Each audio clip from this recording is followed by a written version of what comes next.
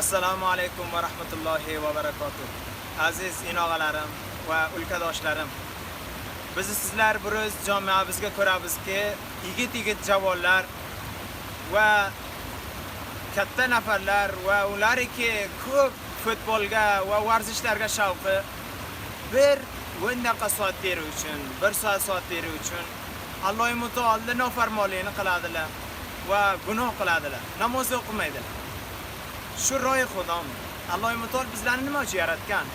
Alloh Taolo o'zi mehribonlik qiladi, aytadiki: "Va ma xalaqtul jinna val insa illa liya'budun."